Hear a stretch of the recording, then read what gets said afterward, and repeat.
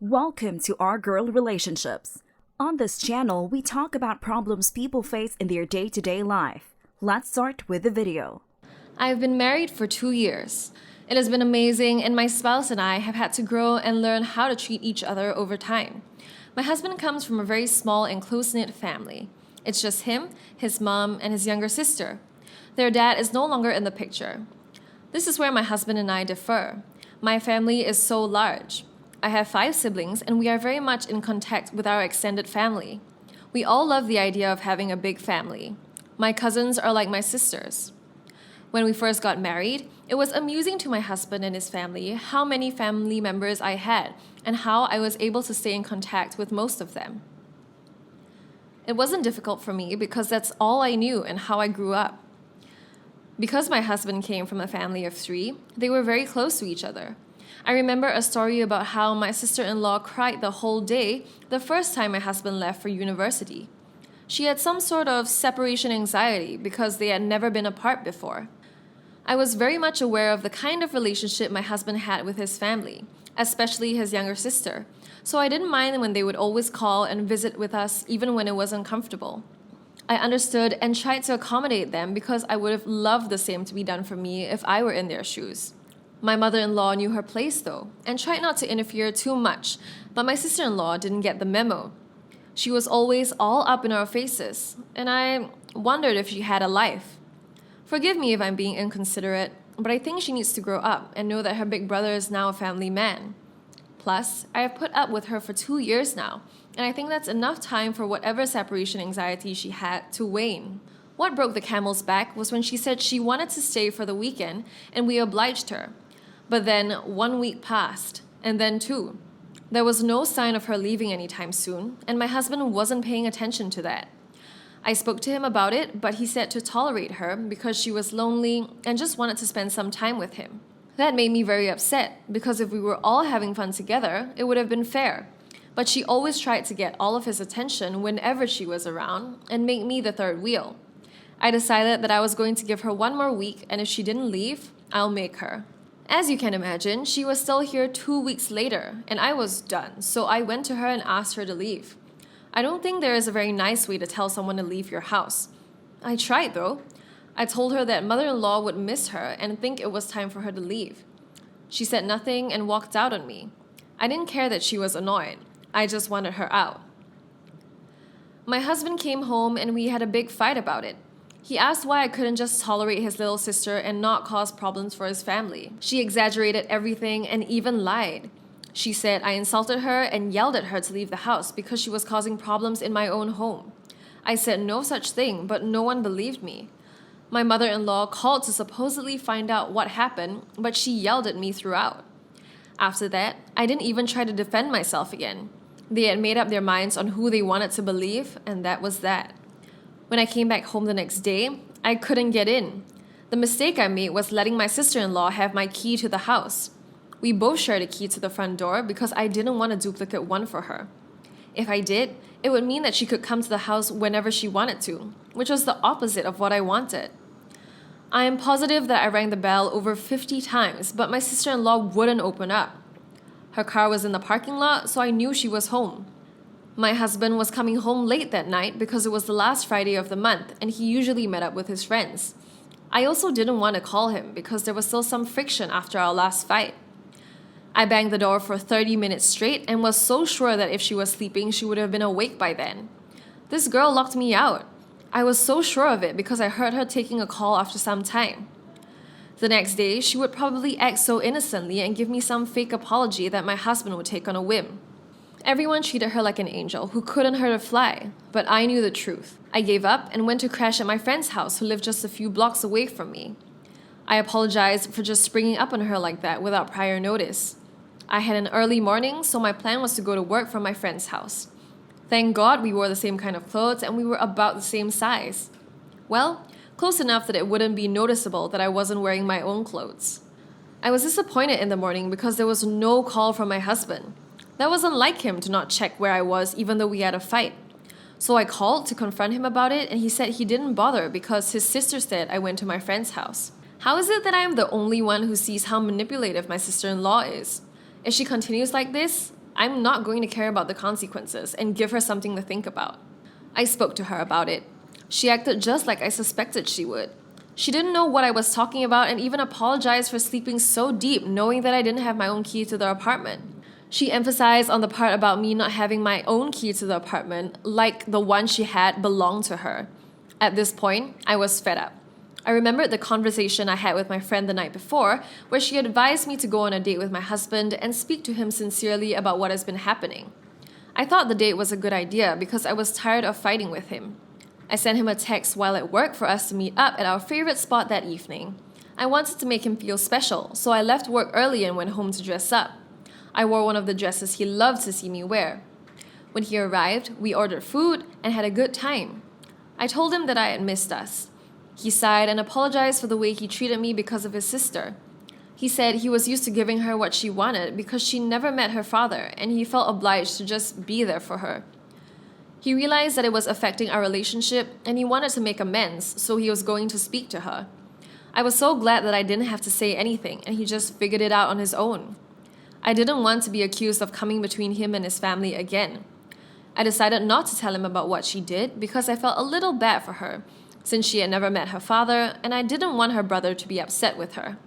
The next day was Sunday, so I didn't have to leave early for work. I heard my sister-in-law crying and yelling at my husband. I guessed he was speaking to her about leaving and she didn't want to go. I wasn't going to draw any attention to myself by coming out, so I waited there till they were done. My husband came into our room and he was upset. I gave him a hug and we just laid there. Some part of me was glad that she got a taste of her own medicine, and another part was judging myself for being happy. She started packing her things. I knew that because I could hear her banging things on the furniture. After 30 minutes, she put her suitcase into her car and drove off. I so desperately wanted to get up and do a victory dance, but I didn't because I knew my husband was hurt. It was the first time I had seen him scold her like that. You would not believe what happened. We went to my mother-in-law's to celebrate her birthday. We were going to have lunch. At the table, my sister-in-law openly apologized to me and admitted that she had lied earlier and purposely locked me out of the house.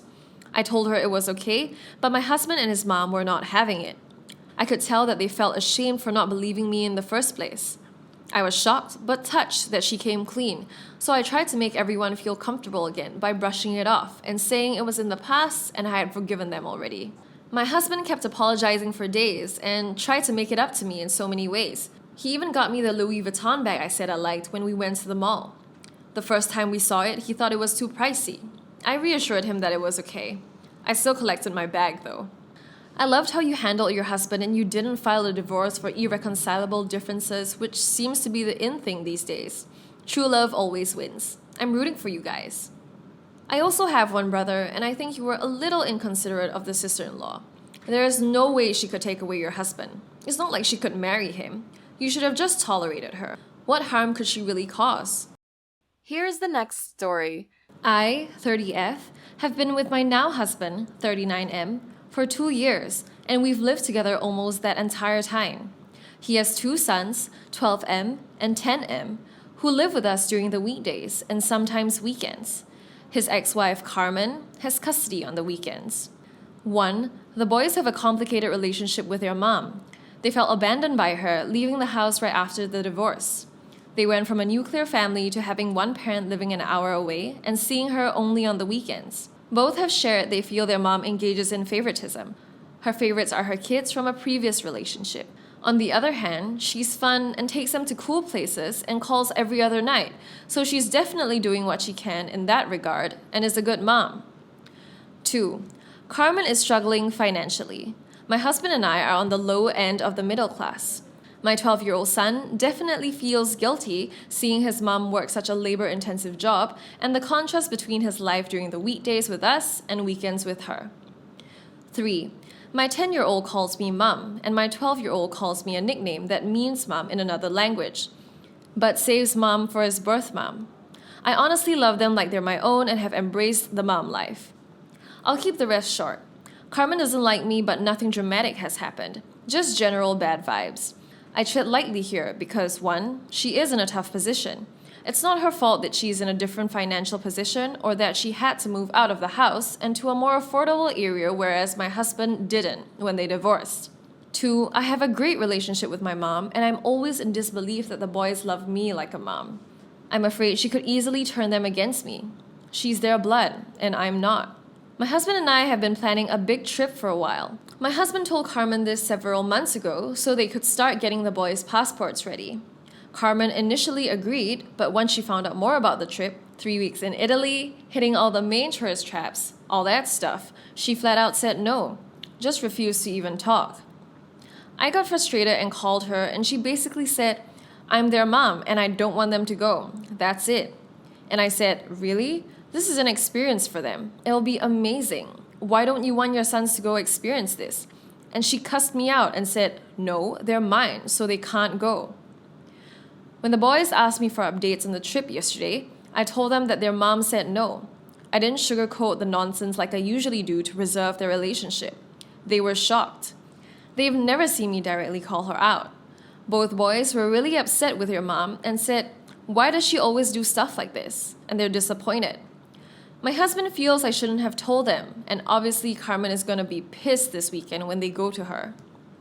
Not the a-hole. Assuming all you did was repeat their mother's refusal without coloring it. She has to own her decisions and how those affect the children. I'm more concerned that the boys responded, "Why always?" And I'm wondering what your husband would have suggested. A lie to preserve their mother's graven image? Who gets thrown under the bus? Not the a-hole. The boys specifically asked you and you answered honestly. I don't think it is your job to sugarcoat their mother's decision, especially if she didn't give you the reason. Carmen or your husband shouldn't have told the boys themselves or told you their plans for breaking the news. Since they didn't, they put you in the awkward position of having to tell the boys yourself, and now they think they have the luxury of taking it out on you for their own poor behavior? Not the a-hole. What else could you have said? I don't normally condone this type of honesty in split family situations, but Carmen offered no alternative instruction. And why should you make up a fake excuse that diverts the kid's disappointment to you? She was the unreasonable and uncommunicative one, and everyone has paid the price for it. Here's the next story. Hey y'all! Almost a year ago, I made a post here about an incident that happened more than half a decade ago, where I was most assuredly an a-hole. Long story short, I'd brought gifts for my niece and nephew.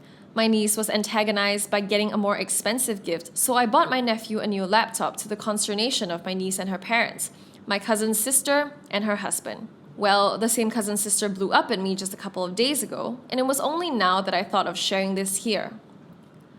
My nephew scored quite decently in the SATs and, to much of the extended family's delight, has been accepted into a prestigious university. He wants to be an anthropologist. That being said, my nephew's family isn't very affluent. They're not poor by any means, but even with aid, paying the tuition fees would require loans and certain sacrifices on their part. That's where I come in. I don't have kids, and my nephew reminds me a lot of myself when I was young. I told him a while back that whatever profession he wanted to pursue, I'd support him so long as he had the talent and competence. So, I have offered to pay his tuition fees so long as he'll get a part-time job to cover costs such as room and boarding and all of that. I want him to develop a strong work ethic and to ensure he knows the value of money, something I'm afraid he won't learn if I give him a complete free ride. My cousin's sister flipped. Not only is she demanding to know why I can't fully put him through college when I clearly have the funds to do so, and to be fair, she's right, I can, but is also furious that I didn't make this offer to my niece. My niece's ambitions to open her beauty parlor haven't changed, but she chose to put off going to beauty school in favor of working directly in a spa for the last couple of years, which she's still currently doing. My cousin's sister believes had I extended this offer to my niece before she took her SATs, she might not have taken a gap year and then gone to work. Am I the a-hole here? What do you guys think? In my native tongue, we attach the terms brother and sister to first cousins depending on their gender, and it slipped into my English. Sorry for any misconceptions. Not the a-hole. These aren't even your kids. I think it's good, even when the parents do have money, not to pay every single dime towards college. The tuition is the most expensive part. You'll be fine paying for the rest. As for your niece, again, she is not your kid. I'm going to assume she's older since she's already working and the nephew is just getting ready to go to college. Why couldn't the parents help her out? I would imagine beauty school is way less expensive than a 4-year college. In order to open a place, she should also take some business courses at the local community college. But all that should be doable if she's been working a couple of years and her parents are willing to help her out a bit. Why is this all on you? I think your niece is going to wind up being more successful and making more money than your nephew. Being an anthropologist is one of those jobs that sound awesome and romantic, but I don't know about making a living at it. And quite honestly, I don't know whether it's a great idea to set a precedent that you're going to be paying for things in your nephew's life. May not be the last time somebody expects this. Whereas your niece taking time off before going to school and actually working in a field that she's thinking about going to school in, and one where it's obvious that she can actually make a living. I don't know whether this is relevant, but that's the first thing I thought of. Not the a-hole. This reminds me of a story I heard that teachers use on children in a classroom when the kids complain about something being unfair. Fair isn't everyone receiving the same thing. Fair is everyone having their needs met. The cost of the nephew's tuition is greater, so his amount received will be higher. So make it known that the niece will have her needs met too, at a lower amount.